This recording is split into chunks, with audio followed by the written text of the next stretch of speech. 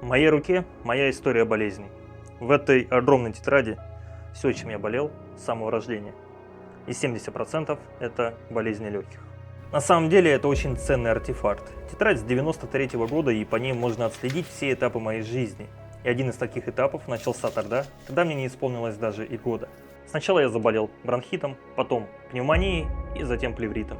И на протяжении последующих 16 лет своей жизни я успел переболеть пневмонией как минимум 10 раз. Эта история могла закончиться раньше, и я бы здесь с вами не стоял.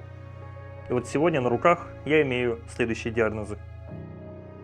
Пневмофиброз, эмфизема легких, астма. Мои легкие необратимо пострадали. Это нельзя как-то исправить или вылечить. Я все детство задавался вопросом, а почему так вышло? Как так получилось? И вот сегодня я могу ответить спокойно. Причина в этом.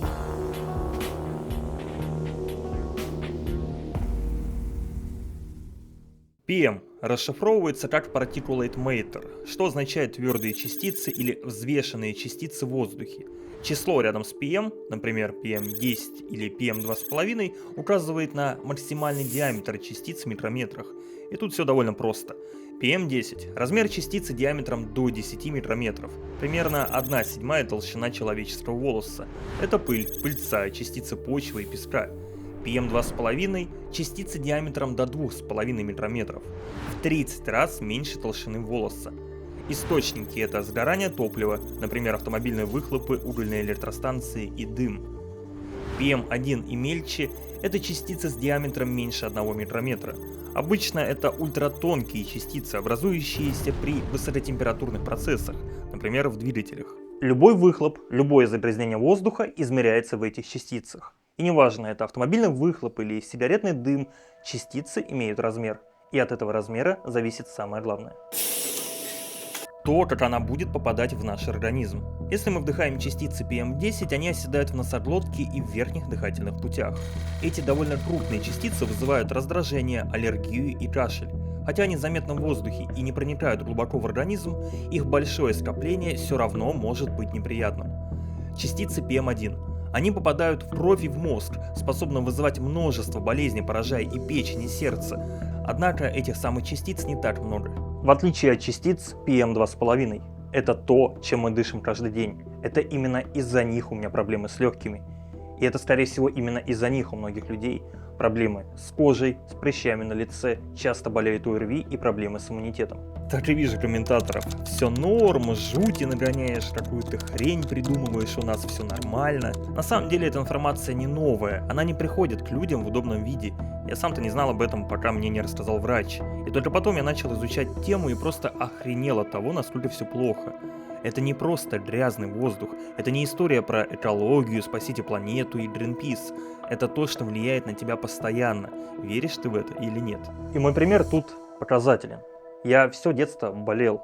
Легочные заболевания стали для меня рутиной. И причиной этому Кузбасс. Кемеровская область, это там, где я вырос и родился, это угольный регион. Профессия шахтер там является одной из самых престижных и при этом очень опасных. Однако открытый метод добычи угля, то есть это разрезы, является одним из самых сильных источников загрязнения воздуха. Угольная пыль – это частицы PM2,5. И весь Кузбасс этим дышит уже не один десяток лет. Многие жители настолько к этому привыкли, что просто не замечают. Да что говорить, я все детство думал, что черный снег это нормально. Посмотрите, этот пранк мы снимали в 2014 году. Мы-то, конечно, привыкли, но вы взгляните на этот кошмар. У нас в комментах тогда даже написали, вот это у вас снег грязнючий. Я еще тогда удивился, мол, а как же иначе? Автомобили, выхлопы, снег должен быть черным в городе. А оказалось, что нет. И черный снег в городе это не норма, а настоящая катастрофа. А знаете, что не катастрофа, а наоборот ваше спасение? Это мой бесплатный чат-бот GPT. Мы с командой разработали бота, который без проблем решает ваши любые повседневные задачи. Например, написать реферат, составить план тренировок или спланировать путешествие. Он ответит на любой твой вопрос и решит любую проблему. Например, я выпускаю ролики редко, так как я ленивое чмо и постоянно прокрастинирую. Как мне решить эту проблему?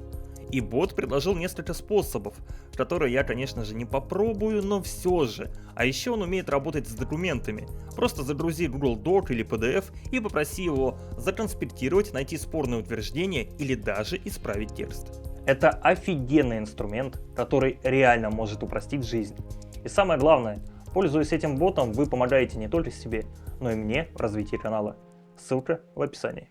На город обрушивается сразу несколько источников PM-частиц. Первое – это предприятия и котельные, которые отапливают город зимой. Далее частный сектор и печи, которые также активно выбрасывают в воздух вредные частицы, в основном в зимний период. Конечно же, это круглогодичный автомобильный выхлоп, но и конкретно в моем городе угольная пыль. Этого уже хватает, чтобы превратить город в опасную для проживания зону. Андрюш, вот смотри, какая грязь у нас. Смотри, какая грязь. Это вот за 2-3 дня. Я дышал этим с самого рождения. Сам того не понимая, я медленно убивал свой организм, просто живя вот в конкретном месте.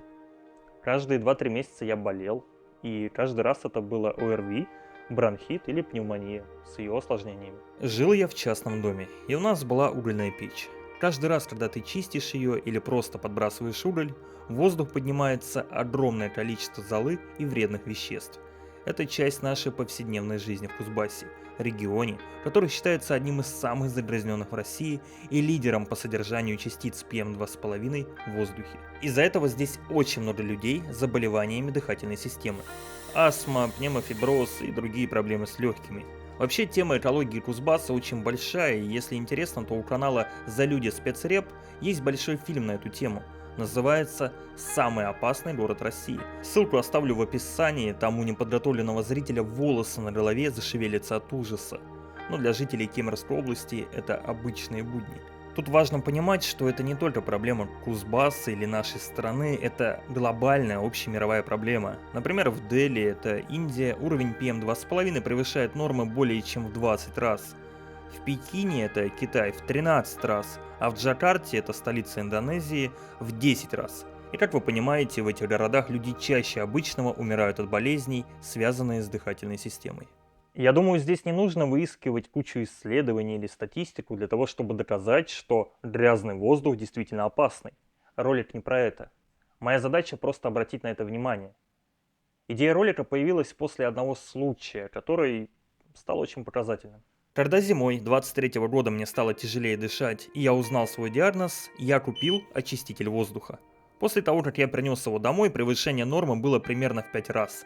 За 2 часа мой очиститель справился, и как астматику мне действительно стало легче дышать. Но история не в этом. Я регулярно созваниваюсь с родными, которые все так же живут в Кузбассе. И каждый раз я слышу: «Ваня заболел, опять что-то со школы притащил. Ой, опять ОРВИ, лежит, болеет». Если что, Ваня — это мой младший брат. Я постоянно слышал истории, как он болеет практически каждые 2 месяца. И тогда я понял, что эта история немного похожа на мою. Недолго думая, под Новый год я приезжаю к маме домой и привожу им в подарок такой же очиститель воздуха. Уже заезжая в Кузбасс, я начал задыхаться. Над каждым городом, который я проезжал, висел плотный смог. Когда я приехал к родным домой, я захожу в первую очередь, ставлю очиститель, включаю его. И знаете, какую цифру он мне показал? Так, давайте прежде чем продолжим, обсудим вообще нормы содержания 2,5 PM-частиц в воздухе. Отличный воздух – это когда не больше 15-20 единиц. В разных странах значения могут немного отличаться. До 50 – приемлемый, хороший воздух. 50-100 – опасно для астматиков, но и других людей, у которых проблемы с легкими. 100-150 – это уже опасно для большинства людей. 150-250 очень опасно, необходимо избегать таких мест. Больше 250 – чрезвычайно опасный уровень. Как будто бы вы находитесь на опасном производстве. Мы приехали в Белово, это место, где я вырос. Это магазин, в который я ходил с самого детства. И уже на подъезде в город я ощутил, что мне просто нечем дышать. Сейчас мы включим этот детектор, этот датчик, он определяет уровень загрязнения частицы, PM показывает. Все, поехали. 460, 436. Ну, короче, 430-440. Насколько я знаю, он может выдать максимальное значение 600, и значение 450 означает, что это просто экологическая катастрофа. Здесь нельзя находиться, здесь нельзя жить. Интересный момент для сравнения. Когда я снимал этот фрагмент, в это время в Лос-Анджелесе был настоящий апокалипсис. Пожары уничтожили более 10 тысяч домов. Богатые районы города превратились в пепел. 130 тысяч человек эвакуировались, а те, кто остался, дышал дымом и гарью. Естественно, это тоже частицы PM. Самый пик всех этих пожаров датчик показывал 483,7 единиц. Еще раз, огромный пожар, тысячи сгоревших домов, люди ходят в масках, чтобы нормально дышать. 483 единицы. Кузбасс – обычный частный сектор. Люди живут спокойно. 430 единиц и местами даже выше. Если у вас в Кузбассе нет у себя в квартире очистителя воздуха, очень высокий шанс, что в будущем у вас будут сильнейшие проблемы с легкими, да и не только с легкими. Все, поехали, здесь мне тяжело дышать. Так вот, знаете, какой уровень был дома? 380. 380, мать его. В таком помещении не то, что жить, там находиться нельзя. А мои родные жили в этом постоянно, и даже я как-то жил.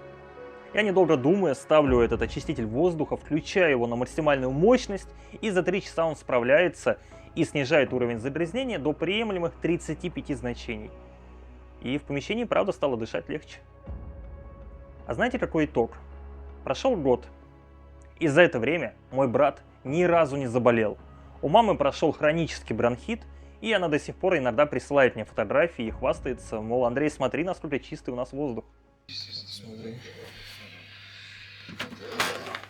Ё-моё! Ё-моё. Его надо чистить.